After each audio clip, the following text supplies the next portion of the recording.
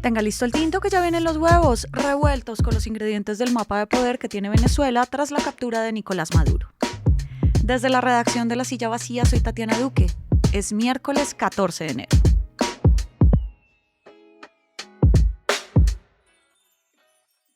Donald Trump se autoproclamó como el presidente interino de Venezuela. Días atrás, Delcy Rodríguez juramentó como la presidenta de Venezuela. Colectivos chavistas patrullan las calles de Caracas, la Guardia Venezolana jura lealtad al régimen, el Tren de Aragua sigue delinquiendo y el ELN propone un acuerdo nacional. Todos estos actores legales e ilegales tienen un espacio de poder y mando en el país vecino. Y mientras la prioridad de Trump está en el negocio del petróleo, la seguridad y la protección a los ciudadanos parece quedar en un segundo plano. Hoy hablamos de los retos para todos estos bandos que mandan en Venezuela con Rona Rísquez. Ella es periodista venezolana, ha investigado temas de violencia, de seguridad, de crimen organizado y de derechos humanos. Además, escribió el libro El Tren de Aragua, la banda que revolucionó el crimen organizado en América Latina. Muchas gracias por pasar por acá. Hola, gracias a ustedes, gracias a ti por la invitación, Tatiana, un gusto. Con la distancia que ya nos dan 2 semanas después de la captura de Nicolás Maduro, ¿qué conclusiones puedes sacar de cómo está Venezuela después de la invasión de Estados Unidos? La información que tengo, Venezuela, es que la gente está con mucho miedo en Venezuela, con preocupación también de ese primer momento de emoción, aunque emoción silenciosa, porque justamente por el miedo a la represión y a la persecución, pues nadie salió a celebrar. Pero eso fue como una primera etapa. Unos días después, como bien dice, la sensación es un poco de decepción, de todavía esto no está completo, ¿qué pasó aquí? O sea, ¿y esta gente, por qué dejaron a esta gente? Es decir, a Delcy Rodríguez y a su entorno, que era el equipo justamente que estuvo durante todos estos años gobernando el país con Nicolás Maduro. Esa es una de las preocupaciones, y luego las otras preocupaciones están muy asociadas al tema económico, oportunidades, trabajo, cómo comprar los alimentos, el precio de los alimentos, el precio de los bienes y servicios, el acceso a que haya agua, que haya electricidad. O sea, esas siguen siendo las preocupaciones de los venezolanos. Donald Trump hace unas horas puso una imagen diciendo que se autoproclamaba como el presidente interino de Venezuela, mientras Delcy Rodríguez juramentaba como la presidenta de Venezuela, pero al mismo tiempo hay todo un mapa de actores legales e ilegales que tienen el poder en ese país de una u otra medida. ¿Cómo nos podrías explicar este mapa? Mira, los grupos están los colectivos que ahora han surgido en los últimos meses, especialmente desde que comenzó la amenaza de Estados Unidos, una nueva forma de colectivo que pues pudieran ser estos que se están viendo en las calles patrullando, ¿no? Entre comillas. Entonces, bueno, habría que entender un poco más qué pasa con este tipo de colectivos. Los colectivos tradicionales, que sí son un poco más ideologizados, pero que también tienen muchos intereses económicos y que pudieran, pues, en este momento estar asumiendo que se tienen que plegar a Delcy Rodríguez y a su grupo. Luego están las bandas, las megabandas o las pandillas, que realmente están muy debilitadas.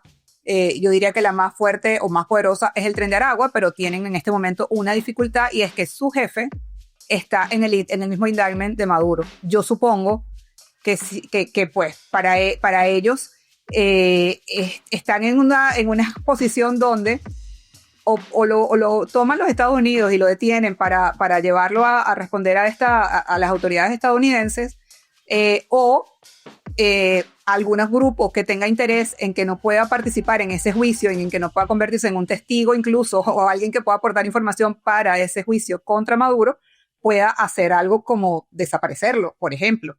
Luego están los grupos colombianos que operan en Venezuela, pero bueno, básicamente ahí el actor o el jugador importante es el ELN, y pues hasta el ELN igual tienen poder, pero digamos, su poder está en jaque, es decir, ahora no estaban con la comodidad que tenían antes, los atacaban de Colombia o los perseguían en Colombia y se refugiaban en Venezuela y tenían alfombra roja y tal. Ahora no, ahora pueden ser perseguidos en Venezuela y perseguidos en Colombia, así que ellos tienen que jugar muy bien lo que vayan a hacer, si es que intentan mantener su negocio. Y con respecto a los grupos venezolanos de la zona, el estado más complicado es el estado Bolívar, que es la zona minera, que confluye con una serie de grupos armados, que también algunos están relativamente, digamos, golpeados o debilitados, pero que siguen teniendo allí una operación importante, un poder económico importante, y creo que es allí donde estaría el reto a ver cómo se puede manejar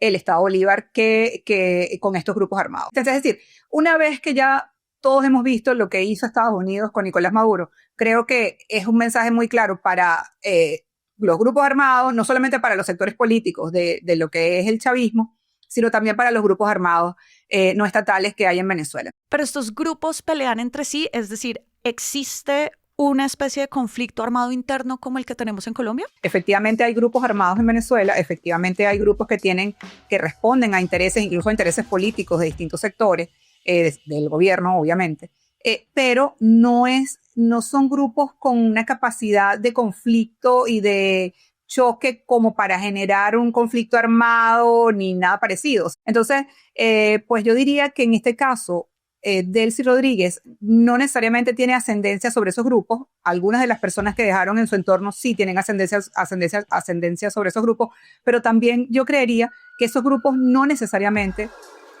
tienen la disposición ni el interés de generar un conflicto por varias razones. Una, pues la muy obvia. O sea, lo que hizo Estados Unidos y todo lo que ha anunciado Estados Unidos deja claro que, bueno, que si estos grupos decidieran intentar rebelarse, por lo menos contra Estados Unidos, pues pudieran recibir más o menos lo mismo que recibió Maduro, ¿no? Entonces, yo creo que estos grupos pueden ser un problema para la población civil. Estos grupos pueden ser usados más para el control social, pero entonces ahí es interesante ver cuál va a ser el rol de Estados Unidos, porque el control social es algo que a Estados Unidos no necesariamente le interesa, es decir, le interesa la estabilidad, pero la estabilidad en materia criminal, y en este caso estos grupos van a establecer una forma de control social contra la población civil, que es lo que han hecho siempre. Una de las grandes preocupaciones que hay aquí en Colombia es con lo que puede hacer el ELN, que es una guerrilla binacional, se puede replegar hacia Colombia y al parecer ya lo está haciendo en lugares como Arauca o en el Catatumbo, donde ya hay una crisis humanitaria. ¿Cómo lees que esta guerrilla puede actuar en el marco de esta nueva situación? O sea, este grupo se va a ir hacia Colombia, o sea, se va a mover hacia Colombia nuevamente. Y hay que ver cómo lo va a manejar el presidente Petro. Y bueno, además pensando que estamos en año electoral en Colombia, ¿qué va a pasar si hay un cambio de gobierno?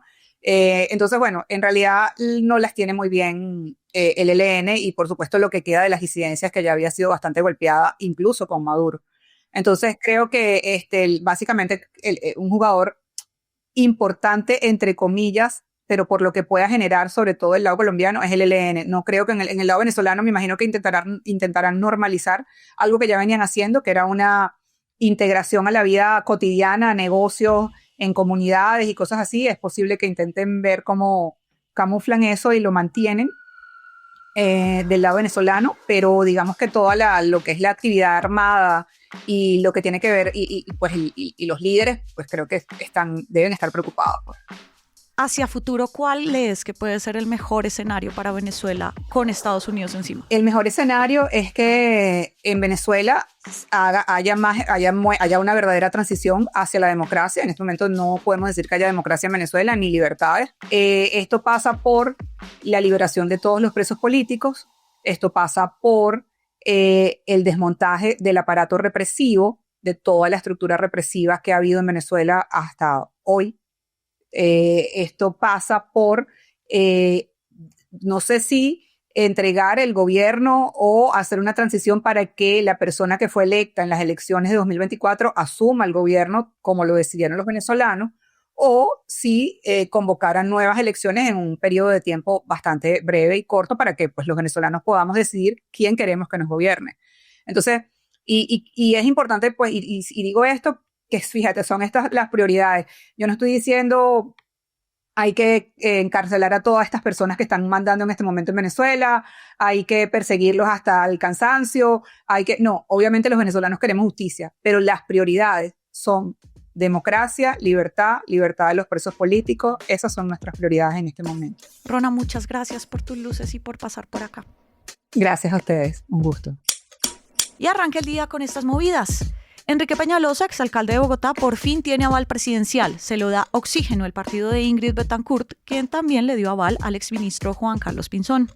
El magistrado Carlos Camargo va a ser el encargado de revisar en la Corte Constitucional la legalidad del decreto que llama otra vez a una emergencia económica. Y llegó la primera tutela contra los ministerios de Hacienda y Trabajo por el aumento del salario mínimo. El demandante dice que el aumento del 23% afecta a las pequeñas y medianas empresas. Toda la movida de poder está al aire en lasillavacia.com, en las redes, en el en vivo y en nuestro canal de YouTube. Y por acá cada mañana estará servido su desayuno político favorito.